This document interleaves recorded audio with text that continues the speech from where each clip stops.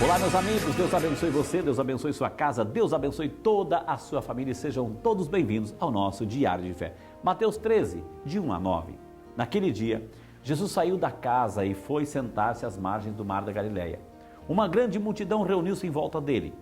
Por isso, Jesus entrou numa barca e sentou-se, enquanto a multidão ficava de pé na praia. E disse-lhes muitas coisas em parábolas. O semeador saiu para semear. Enquanto semeava, algumas sementes caíram à beira do caminho, e os pássaros vieram e as comeram. Outras sementes caíram em terreno pedregoso, onde não havia muita terra. As sementes logo brotaram, porque a terra não era profunda. Mas, quando o sol apareceu, as plantas ficaram queimadas e secaram, porque não tinham raiz. Outras sementes caíram no meio dos espinhos. Os espinhos cresceram e sufocaram as plantas. Outras sementes, porém, caíram em terra boa e produziram a base de 100, de 60 e de 30 frutos por semente.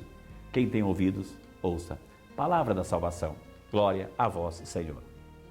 Meu amado, minha amada, Jesus usa uma série de parábolas, histórias, contos comparativos para mostrar o que é o reino de Deus e como ele já está presente, manifestando-se entre o povo através de sua própria pregação e ação.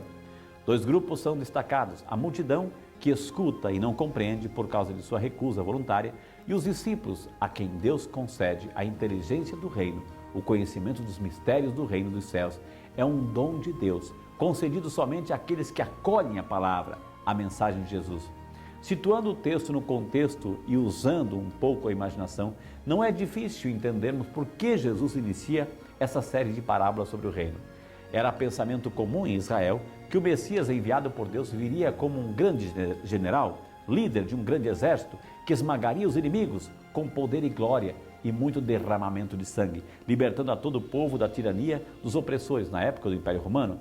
Até o precursor João Batista imaginava a vinda de um Messias como um acontecimento glorioso, precedido pela eliminação total dos pecadores. Contudo, a crescente hostilidade contra Jesus vinha tornando o clima cada vez mais quente e o Cristo não demonstrava nenhuma das características ansiosamente aguardadas pelo povo.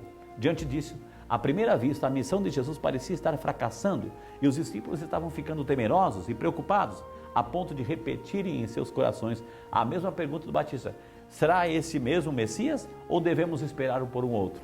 É exatamente nesse contexto que Jesus começa a contar essas parábolas. Seu objetivo é reanimar e encorajar os seus discípulos, mostrando que apesar das forças em contrário que provocam desilusão e descrença, o reino já está entre eles.